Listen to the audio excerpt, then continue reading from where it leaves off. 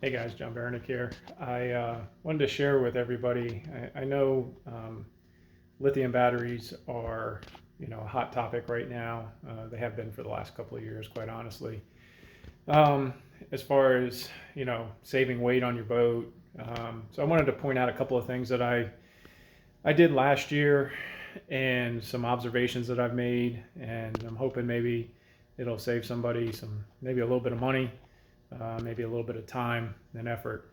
So I wanted to get into the lithium battery game last year, especially for my trolling motor. My first year fishing BFLs before I made the Toyota, before I jumped to the Toyota series. I fished St. Lawrence River for the first time ever. Now I'm used to fishing tidal rivers on the Upper Chesapeake Bay, the Potomac River, and I've never had an issue with battery life on a trolling motor ever in my life. 20 plus years of bass fishing, never had a problem until I fished the St. Lawrence River. And they wore out a set of batteries in, 6, 8 hours, especially trying to keep up with that, that high rate of current up there. So what I did was I started doing some research into lithium batteries, and of course they run the gamut of, from a couple hundred a piece to thousands of dollars a piece. And of course, all the big names, everybody's sponsored by them, and they push them. Anytime you ask anything about them, whoever's sponsored by a big battery company, they'll push their brand. And not everybody's got $3,000 to $4,000 to sink into a set of 3 or 4 lithium batteries. So what I did is I said, you know what, financially, I'm going to take a gamble. So I looked up some lithium batteries on Amazon, and I found some that were about $350 a piece. They were not a name brand, they were an off brand, and I'll show them to you here in a minute. And I said, you know what, I'll take a $1,200 gamble to save myself $2,000. And it paid off. I put these batteries in, fished all last year with them, never once ran out of trolling motor battery all season long. In fact, most times I could fish 2 to 3 days probably without ever recharging.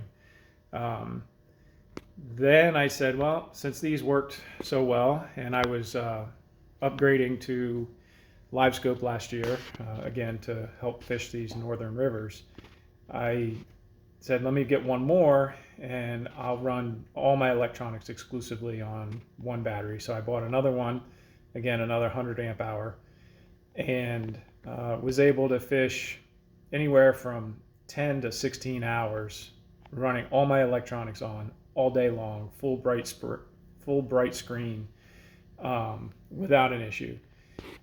So what I wanted to do is share. Again, I'm not sponsored by these people. I don't represent them in any way, shape, or form. But I did take a chance, and it paid off for me with these batteries. So I wanted to share them. And so what I'm going to do here is I'm going to get up here on the boat, and we're going to go, and I'm going to flip the screen on you. So if you look down in here, you can see these are called Ampere Time batteries. Now these, again, for those of us who are 100% has to be American made and all that other good stuff, yeah, if you've got $3,000 to invest, $3,000 to $4,000 to invest in 4 batteries, have at it. I'm not gonna, I don't blame anybody for doing that. However, I do not. So I bought these, and they held up extremely well over an entire season. No issues whatsoever, no overheating, no charging issues, no nothing. Now, there is one caveat to these batteries. So, as most of you have done any research on lithium batteries, most people will tell you right off the bat they're only as good as their BMS system, which is their battery maintenance system, which is basically a computer chip card, electronic card that's in the battery that controls the charging and discharging of the battery. So basically they have, a high temperature discharge limit to where they'll shut the battery off if it's getting too hot while it's discharging. Also, if it's getting too hot while it's charging. So almost, as far as I could see, every lithium battery comes with high temperature limits that'll cut it off to keep it from catching on fire, burning up, that kind of thing. Not all of them will come with a cold weather cutoff. So if you try to charge a lithium battery below freezing, you will damage the battery and permanently damage the battery. So that's the one thing that I had to give up to save myself, around $3,000 worth of batteries, is I do not have a cold weather cutoff. Now you can buy chargers that have them built in, and you can do it that way. It's a workaround. But these don't have a cold weather cutoff. I live in Maryland. It's kept in a garage that never gets below maybe 45, 50 degrees at the coldest. So I can keep them charged all winter. The only time it might potentially become a problem is if I'm fishing a tournament and the temperature gets below freezing overnight. So then I would have to make sure I unplug it. So I do have to keep an eye on the temperature, the weather temperature, in that type of scenario. But 95, 98% of the time, it's a non-issue, and it saves a butt ton of money.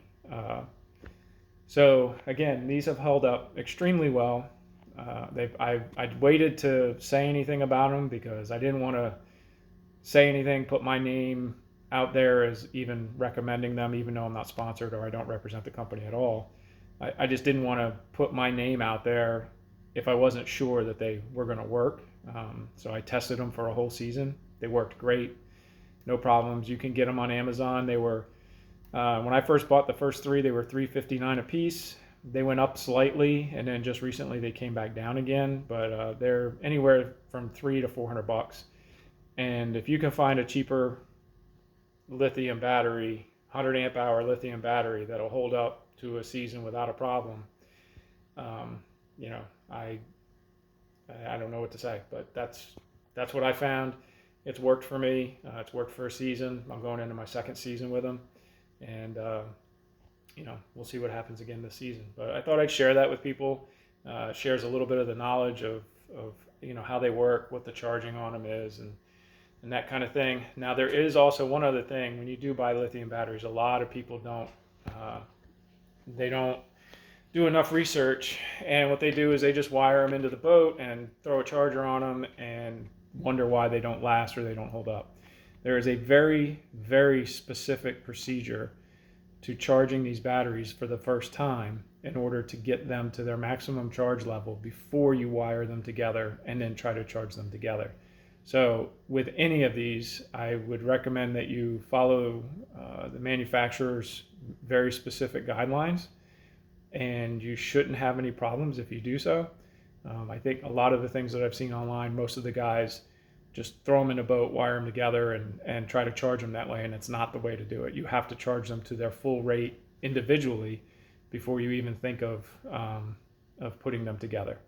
So hopefully that helps some people. Sorry about the lighting here. It seems to be fading in and out on me. But hopefully that helps some people with lithium battery choices or decision to go that way or not. And the other thing to make sure of is there's also a lot of stuff out there on the internet about boats that have lost too much weight by putting in lithium batteries, and it affects the performance of the boat. It did affect mine a little bit. I had to make some adjustments to compensate for that.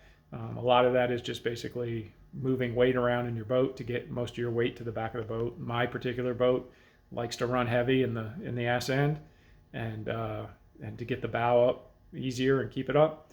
So those are all things that you need to consider when you're looking for lithium batteries. So hopefully this helps some people out, and we'll talk to you again soon.